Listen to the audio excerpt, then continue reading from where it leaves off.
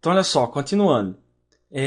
Eu tenho agora o estágio do ciclo de vida de Service Operation. Tá? Então, eu saí da estratégia, defini quais eram os meus requisitos, tá?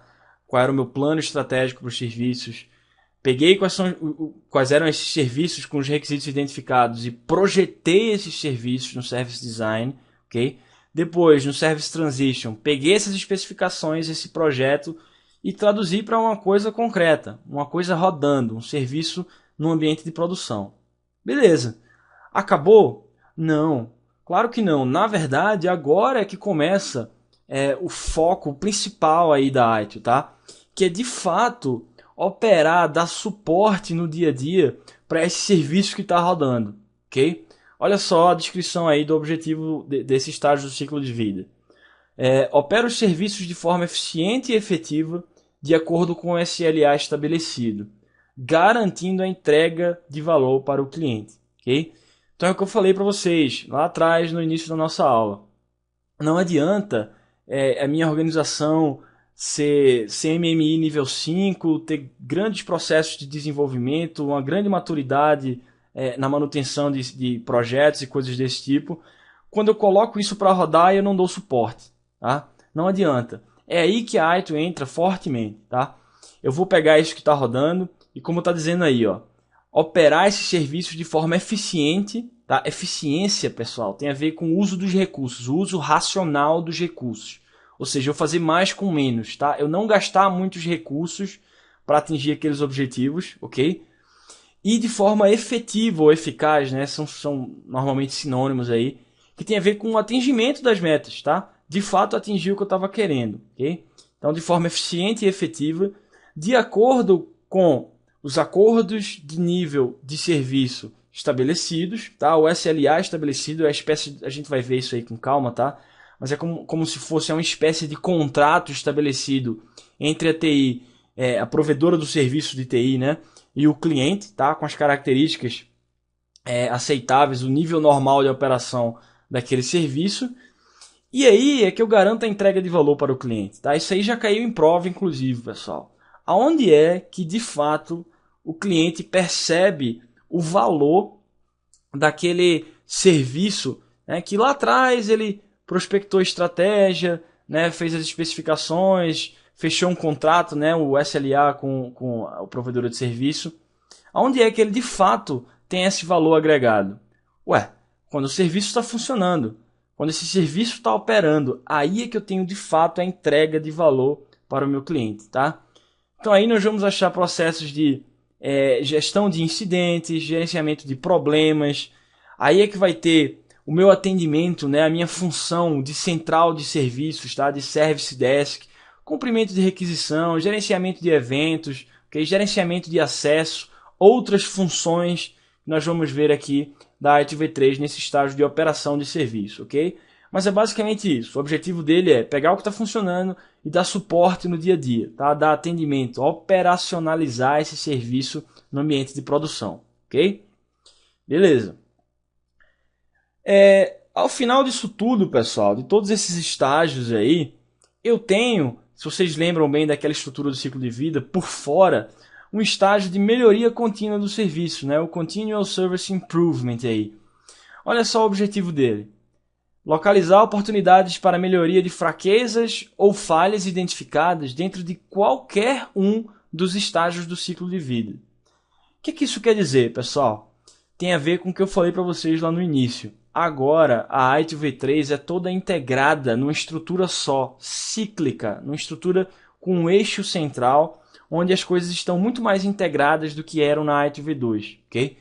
E, inclusive, uma integração dessas que eu falei para vocês é a melhoria contínua do serviço. Tá? Então, esse é o processo, é o livro que vai conter, na verdade, 3 processos, tá? Alguns processos dentro dele aí, para avaliar todos os outros processos em qualquer um dos estágios do ciclo de vida da ITIL. Tá? Então, por exemplo, eu tenho o processo de geração de relatórios ou de melhoria em 7 passos, que nós vamos ver mais à frente aí nesse estágio do ciclo de vida. Eles podem observar um processo lá do estágio inicial de Service Strategy, como, por exemplo, gestão financeira, tá? Gerenciamento de finanças, como é que isso está sendo executado? Claro, eles podem e devem. Eles vão sair ao longo de todos os estágios do ciclo de vida, tentando identificar melhorias, tá? Em cima de fraquezas, falhas, tá? Oportunidades que eu posso usar para melhorar a execução de vários outros processos nos estágios do ciclo de vida, tá? Então, por exemplo, sei lá, vamos pensar aqui num exemplo de melhoria aqui. Eu quero melhorar o meu processo de gerenciamento de disponibilidade, por exemplo. Um processo que nós vamos ver no estágio de Service Design. Então, eu estou tratando, por exemplo, um serviço que eu estou disponibilizando a uma instituição financeira, a um banco, ok? Então eu quero dizer, olha, eu quero melhorar a disponibilidade dos meus caixas automáticos em 0,5%, tá? Quem vai fazer esse tipo de coisa, né? Localizar essas oportunidades para melhoria, essas fraquezas, essas falhas, esses pontos falhos, são os processos do livro de melhoria contínua do serviço, tá? E isso, claro, pessoal, sempre alinhado aos objetivos de negócio, ok? Eu não vou melhorar um processo simplesmente porque eu quero. Isso vai ter sempre um objetivo maior de negócio aí por trás, atrelado por trás disso daí. Então, por exemplo, eu quero melhorar em 0,5% a disponibilidade dos meus caixas automáticos aqui. Pessoal, o que significa uma melhoria de 0,5% na disponibilidade dos caixas automáticos de um banco, por exemplo? Ora, mais benefícios, não é? Menos custos, mais retorno. Eu vou ter mais dinheiro sendo gerado, tá? Mais retorno sobre investimento se eu melhorar esse processo de disponibilidade, por exemplo. Okay? Isso é só um pequeno exemplo para vocês perceberem como a atuação em cima de um processo específico pode apoiar um objetivo maior de negócio, pode gerar retorno sobre investimento para as organizações, ok? Então, esse último livro aí, esse último estágio do ciclo de vida da ITIL é a melhoria contínua do serviço, okay? Que pode ser aplicado em qualquer um dos outros estágios do ciclo de vida, certo, pessoal? Eu mostrei, olha só, cuidado com isso, eu mostrei os 5 estágios aí de uma forma linear, de uma forma sequenciada, por uma questão de didática, pessoal. Mas na prática não é assim que ocorre, ok? Eu tenho, como eu falei para vocês, aquele ciclo que fica girando. Okay? O mundo é redondo, é dinâmico e está sempre girando. Aqueles processos podem ser ativados em qualquer momento na vida do meu serviço, tá? Do nascimento dele até a morte. Claro que com ênfases diferentes. No começo eu vou ter mais uma ênfase em planejamento, em estratégia, e quando ele estiver rodando, mais uma ênfase na operacionalização. Mas aquilo ali pode ser ativado em qualquer momento. Eu posso considerar aspectos de, sei lá, gerenciamento de acesso, que é um processo do Service Operation. Logo no início, quando eu estiver tratando de estratégia, eu posso ter interfaces entre os processos, ok? Então, apesar de eu ter apresentado isso aí para vocês de uma forma linear, cuidado com isso, tá? Não é assim que ocorre na prática. Isso é um eixo cíclico, beleza? Então, esses são os 5 estágios do ciclo de vida da arte, pessoal. Vamos lá. Olha só. Então, falei para vocês mais no início da nossa aula que são 26 processos aqui na ITIL V3, tá? 26. Cuidado que muitas pessoas resolvem estudar para a ITIL V3 e encontram menos processos, né? Aí muita gente me manda um e-mail falando, professor, mas o meu treinador, o meu orientador da certificação falou que tinha menos processos. Cuidado, isso daí é a ementa da prova de certificação, tá? Do nível Foundations aí da ITIL V3. Realmente caem menos processos. Mas para concursos, você precisa conhecer todos esses 26 aí e distribuí-los ao longo dos estágios do ciclo de vida, ok? Então, como é que você lê esse slide aí, tá? É um dos mais importantes que a gente vai mostrar na aula de hoje. Olhando ali, né, o eixo dos estágios do ciclo de vida, eu tenho o Service Strategy, Design, Transition, Operation e a melhoria contínua ali embaixo, e os processos pertencentes a cada um desses estágios, né? Então, ali no Service Strategy, por exemplo, eu vou ter a geração da estratégia, o gerenciamento de demandas, o gerenciamento de portfólio de serviços, o gerenciamento financeiro e assim por diante, ok? Esses processos que estão aí em cinza, pintados de cinza, são processos novos. Processos que não existiam na ITIL V2. Né? Então percebam como cresceu consideravelmente o escopo aí da ITIL V3. Tá? Esses processos que estão pintados de branco eram processos que já existiam na ITIL V2 e em grande parte continuam com os mesmos objetivos, tá? Às vezes muda um pouco um foco ou outro aí dos processos, mas em grande parte continuam muito parecidos, tá? E esses roxos aqui, ou azuis, sei lá, aqui da direita, são as funções da ITIL V3, tá? Na ITIL V2 eu só tinha uma função, que era a central de serviços, né, o Service Desk. Aqui na ITIL V2, né, eu só tinha uma função. Aqui na ITIL V3 eu tenho 4 funções, certo? Gerenciamento de operações, gerenciamento de aplicações, gerenciamento técnico e o Service Desk, são esses que estão aí em roxo, ok? O Service Desk está meio roxo, meio branco ali, porque é uma função que teve um escopo um pouco aumentado aqui na ITIL V3, mas que já existia na V2, tá? Então ficou um pedacinho branco ali dela. Tá? E ali embaixo os 3 processos que eu falei para vocês, né, de medição de serviços, geração de relatórios e melhoria em 7 passos da melhoria contínua de serviços, ok? Pessoal, esse slide é muito, muito, muito importante, tá? Se você nunca estudou ITIL, quer revisar na semana da prova, né, não teve tempo de olhar com calma, esse slide daí é o mais importante para você olhar, tá? Saber quais são os 26 processos da ITIL e distribuí-los ao longo dos estágios do ciclo de vida. Por que isso é importante?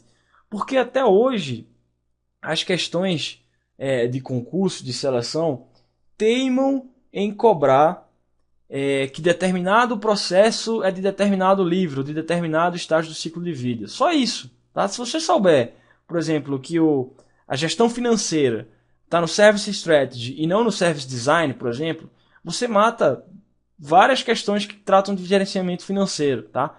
Muitas das questões não entram nos detalhes dos processos, só querem que você saiba que aquele processo existe e onde ele se localiza. Tá? Isso é essencial. Isso é dívida, pessoal. Eu sei que é muita coisa para estudar, né? São os 26 processos da ITIL, os 34 do COBIT, os 22 de CMMI. Tudo bem, eu sei disso. Eu fui concurseiro, eu já passei por isso. Eu estive exatamente onde vocês estão hoje. Mas isso é dívida, não tem jeito. Você tem que colocar isso na cabeça. Coloca, imprime um papel, coloca no espelho do banheiro, escova o dente de manhã olhando para os processos da ITIL, para os processos do COBIT. Porque isso tem que estar internalizado, tá? Isso tem que ser decorado mesmo, tá? Tem professor que diz que não precisa decorar. Bom, não precisa decorar, mas tem que lembrar na hora da prova, né? Então não tem jeito, pessoal. Tem que saber mesmo, tem que decorar, ok? Esse slide é muito importante. Beleza, continuando. Então, esse foi o overview, tá? Essa foi a nossa introdução sobre a ITIL V3. E agora, o nosso objetivo é entrar em cada um dos estágios do ciclo de vida da ITIL, os 5 estágios, e ir detalhando eles, certo? Vendo os processos, vendo os principais conceitos e coisas desse tipo. O primeiro desses estágios é o Service Strategy, que a gente vai detalhar agora para vocês. Vamos lá. Então, olha só. Objetivos aí do Service Strategy, pessoal. Desenvolver estratégias para alcançar metas e objetivos da organização através de serviços de TI. Então, falei para vocês. Aqui, eu estou subindo bastante o nível em relação à ITIL V2. Na ITIL V2, eu não tinha esse eixo estratégico. Eu não tinha esse nível estratégico de tratamento, ok? Aqui eu vou falar em definir as características do serviço. Vou falar sobre a organização de TI como um todo e como ela vai se estruturar para atender os seus clientes, certo? De novo, eu repito para vocês. Quando eu falar em estratégia, pensem em longo prazo, tá? Não é uma coisa restrita, não é uma coisa pequena. É algo que afeta a organização como um todo e a própria sobrevivência dela no mercado competitivo, certo? Então, o objetivo principal desse livro, desse estágio do ciclo de vida, é identificar essas estratégias. Tá? Quais são as metas? Qual é a missão? Qual é a visão da minha organização? Aonde eu quero chegar e o que eu vou fazer para me diferenciar da empresa do vizinho? Certo? Como eu vou fazer para me diferenciar dos meus competidores? Certo? Esses aspectos são anteriores à TI, pessoal. Cuidado, muita gente de infraestrutura se perde aqui. Né? Acha que a ITIL vai tratar de servidor, de banco de dados, de redes. Até trata. Tem um estágio do ciclo de vida onde a gente vai ver a operacionalização disso tudo. Mas aqui no início são questões maiores, tá? São questões gerenciais, questões estratégicas, beleza? Então olha só, nesse estágio busca-se responder quais serviços para começo de conversa eu vou oferecer, Tá? Isso tem a ver com um portfólio de serviços. A gente vai ver um processo só para tratar de portfólio de serviços de TI aqui que a sua organização vai oferecer. Tá? Você precisa saber qual é a demanda dos seus usuários, qual é a demanda do seu cliente, como ele se comporta, qual é o padrão de consumo dele, para você oferecer um serviço que vai atender uma demanda real. Tá? E não um serviço que ninguém vai utilizar ou que não tem garantias nenhuma de uso, coisas desse tipo. Okay? Que serviços eu vou oferecer para começo de conversa? Certo? Você precisa responder isso para traçar a estratégia da sua organização. Beleza? Que mais? Para quem esses serviços vão ser oferecidos? Você precisa conhecer o seu mercado. Tá? Esses espaços de mercado, vamos ver daqui a pouco o que significa isso. Tá? Esses nichos competitivos, você precisa saber exatamente quais são, qual é o perfil do seu cliente. Que usuários vão utilizar os seus serviços, beleza? Olha lá o que eu falei para vocês. Como eu vou me diferenciar dos meus concorrentes? Tá? O que é que vai fazer eu ter um diferencial competitivo, tá? Em termos de estratégia em relação ao meu concorrente? Já adianto para vocês que não é infraestrutura, não é banda de rede, não é banco de dados, não é tecnologia, não é nada disso. Okay? São questões gerenciais, isso tem a ver com estratégia, beleza? Como criar valor para os interessados no serviço? Ou seja, qual é o propósito dos serviços que eu estou gerando? Por que eles agregam valor às partes interessadas, né? E além disso tudo, como é que eu vou investir a minha grana? Certo? Eu tenho um orçamento limitado, pessoal. A gente vai perceber, né, que essa questão da alocação de recursos aí de forma eficiente, né, usando os recursos de uma forma lógica, racional, tem muito a ver com a gestão financeira. Na ITIL V2, o gerenciamento financeiro era um processo tático. Era um processo que já tratava de questões mais restritas, tá? Mais do dia a dia gerencial. Aqui na ITIL V3, tá? E não, diferentemente da ITIL V2, aqui eu tenho questões estratégicas financeiras. Como é que eu vou investir o meu orçamento? Aonde eu vou colocar essa minha grana aqui para garantir o sucesso dos meus serviços, ok? Então tudo isso tem que ser respondido aqui no estágio de ciclo de vida aqui do Service Strategy, ok? São os objetivos macro, aí, os principais objetivos desse estágio do ciclo de vida. Beleza? Vamos lá. Então, antes de a gente falar sobre os processos propriamente ditos aí do Service Strategy, pessoal, vamos falar aqui de alguns conceitos importantes para vocês já sentirem o clima, digamos assim, né? Já entenderem do que se trata aqui, das coisas que são, os aspectos que são tratados aqui no Service Strategy, ok? Competitividade e espaço de mercado, os 4 P's da estratégia, valor do serviço, os tipos de provedores de serviço e quais são os ativos estratégicos para gerenciar serviços, ok? Vamos lá. Primeiro deles aqui, competitividade e espaços de mercado. Então é o seguinte, pessoal, a ITIL diz: você precisa enxergar a sua organização no mercado competitivo, tá? A organização de TI, ou o provedor de TI, tem que acabar com essa história de olhar para o próprio umbigo, tá? E pensar só em tecnologia. Na verdade, o que a ITIL diz você precisa se enxergar no mercado competitivo e entender os seus concorrentes, se antecipar aos seus competidores, ok? Então, é necessário definir, por exemplo, como você vai contratar terceiros e como você vai se apresentar como um provedor de serviços perante ao mercado. Okay? Qual é a imagem que o mercado vai ter de você? Como é que você vai se posicionar nesse mercado competitivo? Certo? E para isso você precisa identificar o que a ITIL chama de espaços de mercado. Olha só a definição de espaço de mercado aí. Um espaço de mercado representa um conjunto de oportunidades para provedores de serviço entregarem valor aos clientes através de um ou mais serviços. Ou seja, pessoal, um espaço de mercado é um nicho, é uma oportunidade comercial que eu vou explorar pelas minhas organizações, certo? Então, por exemplo, pode ser um avanço tecnológico que eu percebi que ninguém explorou ainda, tá? Pode ser um novo nicho de serviço, de atuação, uma oportunidade de ganhar dinheiro, de me antecipar aos meus concorrentes. Esse é um espaço de mercado, tá? Um nicho, uma oportunidade comercial, tá? A ITIL diz que você precisa se enxergar dentro desse mercado competitivo, beleza? Ok, que mais? Olha só, os 4 P's da estratégia agora, pessoal. A ITIL diz que para eu considerar aspectos estratégicos aqui no Service Strategy, eu devo me inserir em um espaço de mercado e para isso eu vou levar em conta 4 P's aí que eles chamam de 4 P's da estratégia, ok? Perspectiva, posição, padrão e plano. Tá? Esses 4 P's aí vão balizar a minha estratégia, vão influenciar como vai ser gerado o meu plano estratégico da minha organização, ok? Vamos ver esses 4 P's aqui agora. Vamos lá. Então, olha só. Eu começo aí com um P de perspectiva. Perspectiva, pessoal, é a visão que a organização tem sobre o mercado. Ou seja, é como eu, como organização provedora de TI, enxergo um mercado competitivo, certo? Eu vou definir aí a visão, a missão da minha organização, certo? Ou seja, basicamente, qual é a razão de ser, né? Por que a minha organização existe, essa seria a missão dela, e aonde ela quer chegar, né?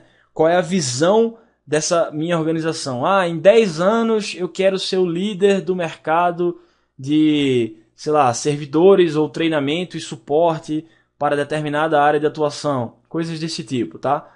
É aí que eu defino a minha missão e a minha visão. É como eu enxergo o mercado, de fora para dentro. Então, olha só, desculpa, de dentro para fora, né? Como a minha organização enxerga o mercado externo, certo? Então, olha só, um exemplo que eu poderia dar para vocês aqui é o Google, tá? Todo mundo conhece o Google aí como empresa, tá? E todo mundo deve usar, ou já usou, ou já conhece alguém que usa o Gmail, tá? O e-mail do Google. Olha só o que aconteceu, eu lembro, isso foi lá nos idos de 2004, tá? Eu lembro que eu estava saindo da faculdade já. O Google, pessoal, identificou uma oportunidade de mercado, tá? Ele enxergou o mercado, ele viu que determinados usuários até gostariam de ter uma capacidade maior de e-mail, né? Mas eles não podiam devido a uma limitação de armazenamento.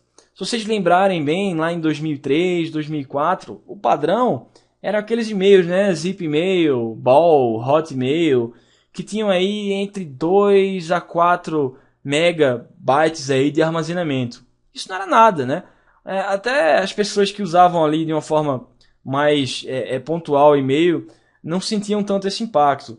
Mas o que foi que o Google fez? O Google identificou esse mercado, essa oportunidade comercial e disse: vou lançar o e-mail do Google, vou lançar o Gmail, vou lançar um serviço que suporta 1 gigabyte, certo? Vou lançar um serviço que vai aumentar em várias ordens de grandeza o padrão de mercado aí de capacidade de armazenamento dos e-mails. Tá? Ele enxergou esse mercado, ele definiu a missão dele e disse: olha, isso aqui é o que eu vou explorar. Essa é a minha oportunidade comercial. Okay? Ele resolveu a missão do Google, né? Se vocês olharem aí na internet, pessoal, até anotei aqui para vocês, é a seguinte: olha só que missão humilde, né? Organizar a informação mundial e torná-la universalmente acessível e útil, né? Somente, né? Só isso, né, pessoal? Ou seja, ele se posicionou e enxergou o mercado dessa forma, ok? Já que eu estou falando de posicionamento, olha só o que é posição, pessoal. Posição é como você quer que o mercado lhe enxergue, certo? Ou seja, de fora para dentro, como é que você quer que o mercado trace uma imagem sobre a sua organização? Então, olha só, posição descreve a decisão sobre qual imagem a organização quer passar aos clientes. Então, por exemplo, nesse caso que eu estou mostrando para vocês do Gmail, do Google, qual era a imagem que o Google estava querendo passar ao mercado, tá? Como produto, como inovação? Era o próprio slogan. Vocês devem lembrar bem aí qual era o slogan do Google, do Gmail nessa época. Era também bastante humilde, né? Era o seguinte, abre aspas: você nunca mais vai ter que apagar e-mails. Essa era a posição do Google, do Gmail nesse mercado.